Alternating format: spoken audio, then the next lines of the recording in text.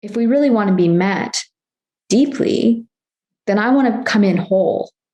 I don't want to be saved. I don't want to be contained by you. This is The Deep Dive with Adam Roa. Because I was going through this thing where a woman sent me some messages that they got me. They sent me into a triggered response. And he said, this is what women do. Mm-hmm. Said, you just have to learn not to take it personally. They know how to say that thing that gets right underneath all of the things and activates that trigger because they're wanting a response. That's the testing that's often talked about that the feminine will do.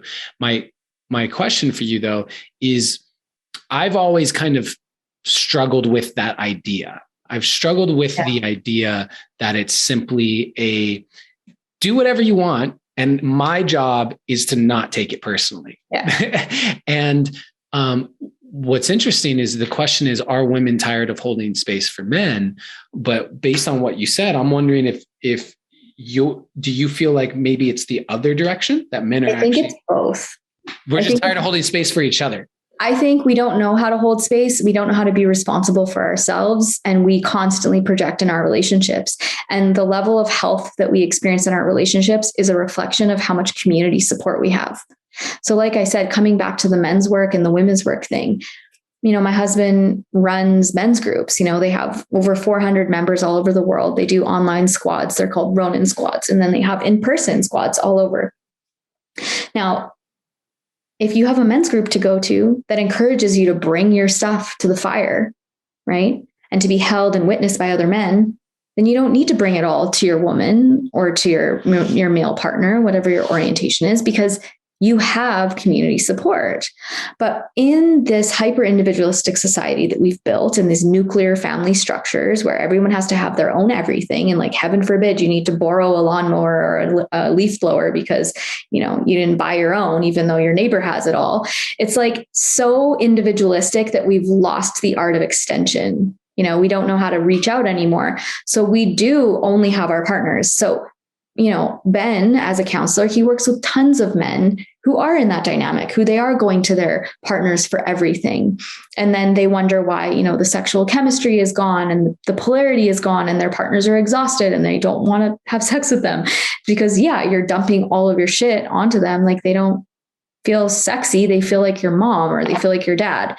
Whereas, when we create space for polarity with our partners, we branch out, we have other places we can share our hearts and get support. So I have definitely been in a relationship where, I was tired of holding space for a partner. And then I've also been in a relationship, like with Ben, where I was, expecting him to just hold whatever and never have an emotion. Even though that's not really true. Like I did want him to have emotions. It's just, I wanted him to be in a space that he wasn't able to access at the time. And one of the things that I had to really emphasize with him was, hey, just so you can bring your emotions to me too. If you want me to hold space for you, I'm here. It was like this dance that we were doing where he was kind of withholding his own experience as well. And I had to invite him in. And I just think it's a reflection of our culture. I think a lot of men are isolated. I know a lot of men are isolated. It's not a thought. It's a knowing. Like there's more books coming out. There's the Boy Crisis, which I haven't read, but Ben has read little pieces to me, and it's his like top recommendation. And he talks about in that book how isolated young boys are and how they're treated differently and how men don't have community. We know that men commit suicide at much higher rates than women.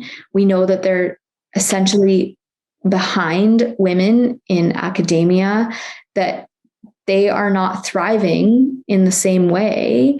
And so in those containers where they don't have other men to talk to, they are going to bring it all to their partner, and that's going to erode the relationship. Or keep it inside, right? Or keep it inside, which is, again, we see with the suicide and the substance abuse and all these things, it's got to go somewhere. Mm-hmm. And so, it's a thing, but I think we need to look at it on a cultural level, and we need to look at it as we each have to be personally responsible for learning how to be with ourselves and our own emotions, and then understanding that we do have an impact. I don't subscribe to the idea that I should be able to just, fly off the handle and be a total chaos monster, and then Ben should just take it. That doesn't make any sense.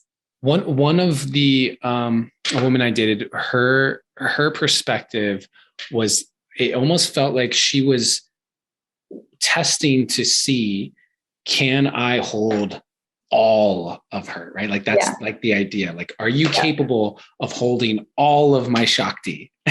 Are you capable of holding all of it? Because I'm changing like the wind. And one moment I might be this and one moment I might be that. Mm-hmm. Do you see that as a theme? That, to me, that feels like a theme that I've seen, especially in the New Age kind of spiritual community and like the goddess movement of this reclaiming of feminine power. Mm-hmm. And I think that's a beautiful thing. First and foremost, I think it's a beautiful thing to see this reclaiming of feminine power.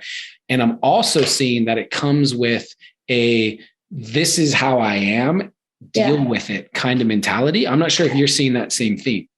Yeah. I mean, we see it everywhere. It's emotional immaturity is what it is. And there is a big difference between being in maiden energy and being in, wise woman energy. I think we begin by embodying maiden energy, and we feel really powerful, and we want to be seen, and we want to be heard, and we want to express ourselves to our partners, and we want them to hold it all. And in a sense, I agree, like we should test our partners. He tested me, I tested him, but there's a responsibility there that we have to include. Testing can be done in a healthy way, in a way that we're still in ownership over our own behaviors and our own reactions. And if we really want to be met deeply, then I want to come in whole. I don't want to be saved. I don't want to be contained by you because I can't control myself.